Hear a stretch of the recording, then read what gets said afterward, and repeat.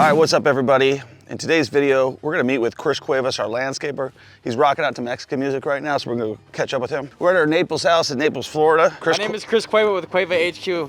We are a technology company with a comprehensive list of outdoor contracting services. I am a control freak a little bit with the landscaping. It's something that my grandfather was a landscaper, and so I wasn't satisfied with the builder's choices, the builder's prices.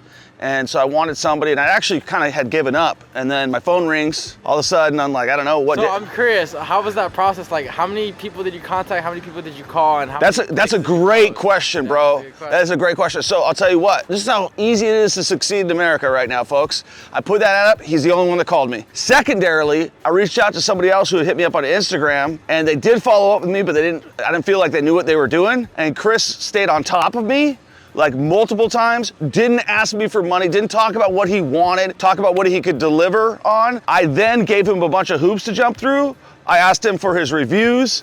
I Googled his company, Cueva HQ. Well, yeah, so Cueva HQ is also a holding company. So we have 10 companies that are all owned by me. So Cueva Landscaping, Cueva Tree and Landscape, Cueva Lawn Care, Cueva Design and Build Innovation, and Architecture as well. I'm just gonna ask you this, is this the biggest job you've ever done? No.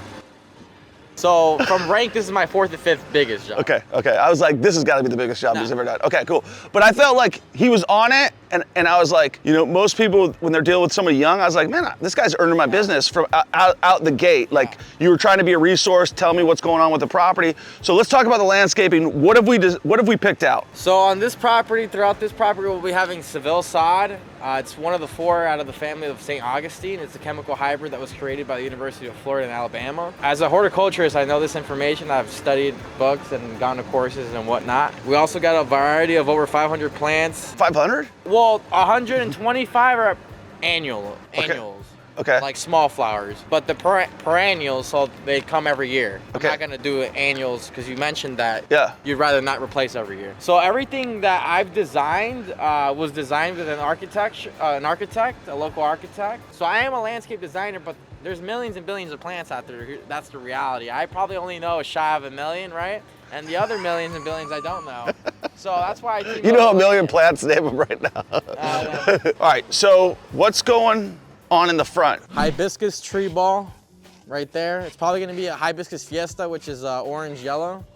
Same thing with over there. And then we're probably gonna do a yellow hibiscus or like a pink. Still gotta decide, or I might do an intertwined. But the thing is, finding intertwined is harder. But if we can get it done, we'll get it done. Around the exterior of the beds, there'll be small flowers. Either a 2-color mixture or 4-color. I'd rather do 4 for more color. We talked about not really any purple, right? Well, we did now.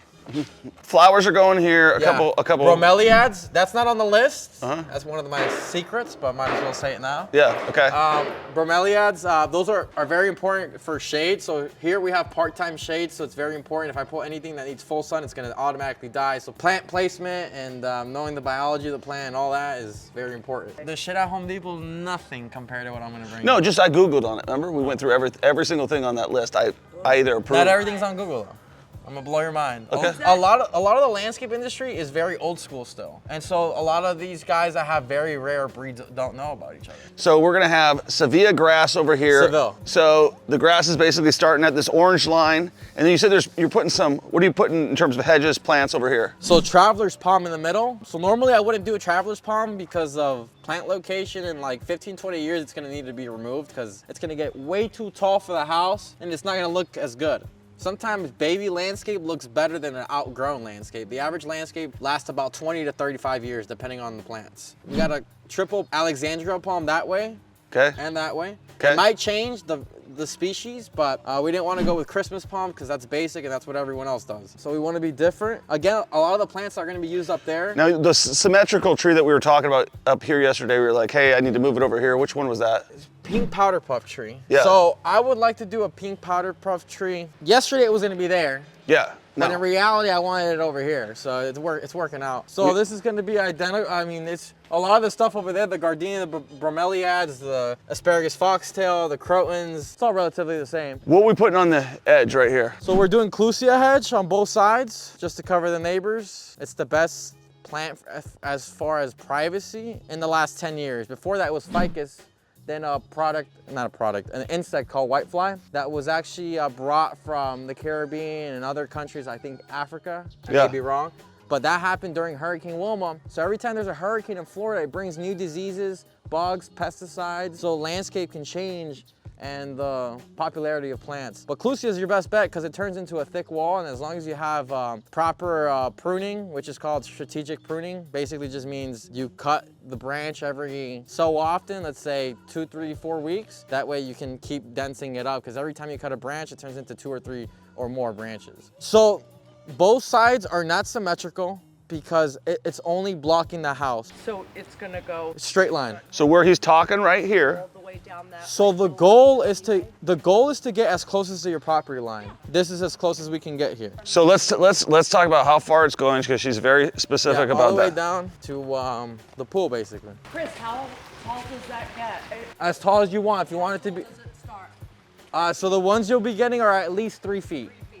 Up to 4. If you guys follow my recommendations, which is we're already doing topsoil in the soil. So as long as I do liquid fertilizer, granular fertilizer, nitrogen, and iron, at least 4 to 6 treatments a year, then we'll be fine. All right, so we're taking it basically all the way to the end of this deal right here, right? No, we're doing it basically right here. Okay. I did it just to the house. Is that good, Eden? What do you think? Yeah. The only thing is they will see you playing pickleball. That's fine. All right, so what's going on back here? A Seville, jacaranda tree right there, a jacaranda on the other side, fruit trees throughout there. On the back side, towards the property line, right? No. Okay, that's where I want them. Why? Because I don't want fruit dropping on the ground and then animals coming and eating it. So I want it like as far back as possible. Animals are gonna come eat it regardless. Yeah, but why do we want to move it in versus have it all the way out? Because it's gonna look weird. You think it's The shape? Okay? How do you? Well, I get what you're saying on the perimeter. Yeah, that's the way I think about it. If we're having it like, Okay, look, that's fine. We could do it like right here, right? Yeah, that's what I'm thinking. But like in 2, 3 years, we gotta start cutting trees down because it's gonna affect the growth. That's fine. Okay. All right, so we got 1, 2, 3, 1, 2, 3. Yeah. So 3 on each side. Yeah. We can actually add more if you guys want because there's still more space. So for right now, we're doing 3 on each side. Okay. And a jacaranda and a jacaranda. Okay. What other plants are coming back here? You guys said no plants around the pool cage, but that was another surprise I had. I was gonna landscape the whole pool cage with small stuff. Nothing will pass 2, 3 feet. I don't know. Let's leave it out to the viewers. Would you put stuff? I think stuff's gonna grow into it. No, we'll be doing the maintenance. I can guarantee that. Yeah. No, because then it's gonna get rid of our view too. No, it won't. It's only gonna be 2 feet. It's 2 feet. I don't want it around the pool cage. No. Well, yeah, I guess if your head's out the water, you won't be able to see it. No around the pool cage. Surprise it with any, that I want 100% clean. I want all my landscaping to be around the perimeter besides like maybe, do we have any trees going back here? Jacaranda and the fruit trees. Yeah, that's it. That's But good. I don't know if we want to do another jacaranda or another flowering tree because there's basically enough space for 2. That would be cool. Yeah, So then it'd be cool to do. Ponciana or the golden trumpet. I think she'll like the golden trumpet. So all the irrigation lines are in. So this is where the end of it is, right here. These are the last ones. Yeah. How they far- shoot 30 feet. These things shoot 30 feet. Yep. So you have them basically Every 30 feet. every 30 feet. Okay. Just about. And where's that water coming from? From the well. Where's the well coming from? From our water source beneath the ground. Beneath the ground. It's untreated water, right? Untreated, that's why there's a reverse. You have a reverse osmosis. But it doesn't affect the landscaping at all. No, our water is not reverse osmosis. Ours just comes from the well and it's not treated anymore. How much does that cost me every month? Here in Naples, Florida, you don't have a water bill. Because you don't have city water. It runs off Bingo. electricity. That was my question. It was loaded. We don't have to pay anything for the water. So then, can we talk about Calusia's over here? Are we Yeah, doing it? it's the same thing, only up to where you can't see. Let's do this. Let's make it further back right here. Just All right, but here's where I'm really gonna screw with you guys' brain now. okay. Where's our property line? Well, 20 feet in. So instead of having the hedge here, right? Eventually we can move it to here. Oh, is this our property? Yes. Find the property line? You have a bigger property than you thought. So, but then we have all this crap inside it. We just got to clean it up. Right. well, no, I think he's right. Just keep this right here, and we'll just leave this kind of empty for now. We could because I can always transplant those in the future. Okay. We just have to do it. We just have to do it around 5 feet, no more bigger. So where do you want to go to the Clusia? Because we're only going up to like there. I think that's good, actually. And then to there, to the bare spot, like to the end of a bare spot, right? Yeah, I would say just try to make this one part a little bit bigger over on this side. I think you had talked about that yesterday. You were saying this side was only going over here and this side was going a little bit further. So are we still on the same page there? Yeah, the linear footage is displayed, I can tell you right now. 240 linear feet. So we just need to make sure it comes a little bit further here. So we may need to add more Clusias. Maybe a little bit more, we'll see. Yeah, and if you guys are fine, because that side is lower because of the septic. Yeah. We could do that side also taller than this one. I would just keep what you got. It's gonna grow pretty quick, right? If you could listen to my recommendations. We'll listen to your recommendations, sir. I think so. We're working out great. Yeah, that's fine. Why do real estate investors hire contractors? Why do we? Yeah, this is a loaded question. I don't know. Because you trust and rely on the contractor's experience. Bullshit. Really? That's your... I'm very specific with who I work with. I think you could probably figure that out. Yeah. But the building codes are ridiculous here. Number one, let me talk about the biggest bunch of bullshit. You have to enclose your pool here, like with something. You either have to have a child safety gate, you either have to have a fence around it, or you gotta have this enclosure. Guess how much this enclosure costs? $35,000. $39,000. Yeah, it's a ripoff, dude. If you are in Florida and you're looking for a side hustle, start a freaking aluminum fabrication company with screens and you'll make a bunch of money because it's a total ripoff. I guarantee the material on this thing was less than $7,000 or $8,000. So they made a bunch of money because they got a rule and there's a little mafia here that allows them to do that. Secondarily, we just want to be very clear. If I say, hey, no stuff around the pool, it's because I'm very, no surprise. No, I get it. Don't surprise me on stuff that I'm like 100%. I'm glad I brought it up then. Yeah. What else is going on around here? It's just Seville. The only thing that I'm very unhappy with, and that I told you, hey, so I gave you my grade price, right? There's other guys that bidding it.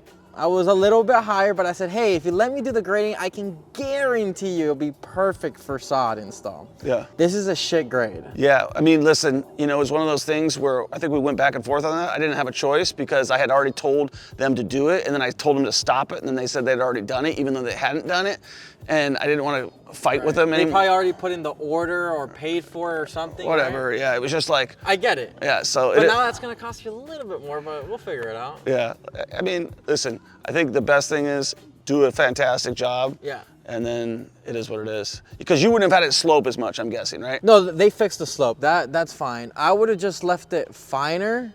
I would have put more dirt around the concrete pad because we don't want a gap with the sod. Yeah. We don't want anyone to have a trip hazard. Trip hazard equals lawsuit, and I don't want any lawsuits. And I don't want the homeowner to get any lawsuits from any guests. The other thing that we have to do here is like the detail. I don't want the clumps. Same thing on the other side. Well, we already spoke about clearing the middle over there. Yeah.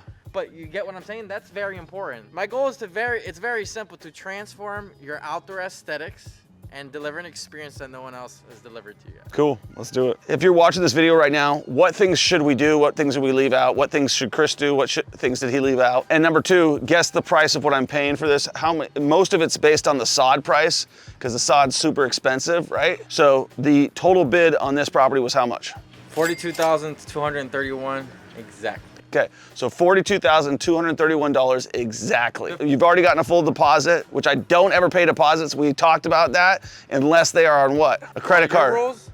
Well, I said. His rules are very simple. He said I only work one or two ways. It's either one, credit card, or number two, I pay for the material and I pay you when you're done. Yeah. I said, hey, that's not gonna work. That's absolutely not gonna work. He's like, hey, you're gonna take the credit card. Here's what I did for you, just so everyone knows. So normally, right? So in Florida, it's illegal to charge a credit card fee, but you can call it whatever else you want, like convenience fee or booking fee or... So anyways, the charge for that $21,000 was $612 is what Square charged me.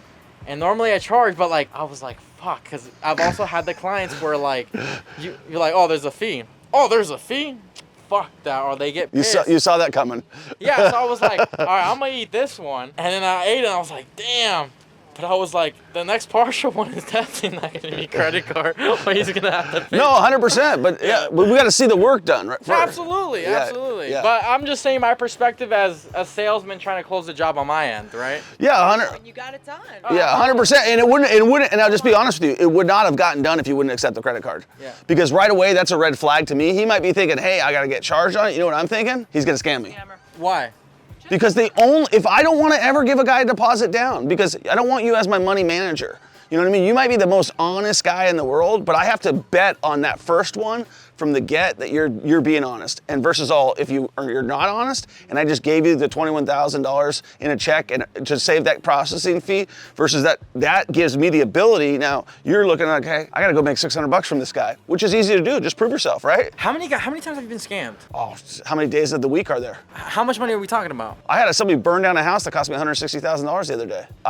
We had a property 90% done without insurance on it in Birmingham, Alabama. And I just put a video out, we'll link to it right here. My suspect is the guy. He was a contractor and he wanted money for a job he hadn't done. And I said, hey man, we already advanced you X number of dollars. We're not giving you any more. He's like, well, we've done all this. I had the guy go check on him. He didn't do the work. And so I'm like, I'm not paying you any more money. And then all of a sudden we moved on. We're 90% done with the other job. The whole thing goes up in smoke and there's a lien from that contractor who doesn't have a license for the amount of money. Give us a rating on Chris. Do you trust the guy? Do you like the guy? Tell me what you like, tell me what you don't like, follow my content, follow my social media, analyze it. We'll link to you. How do people follow your social media and their content? So my .card is below. kingswfl, the business is Cueva Lawn Care and Cueva HQ. All right, make sure you subscribe, make sure you share. We'll check you on the next one. Peace.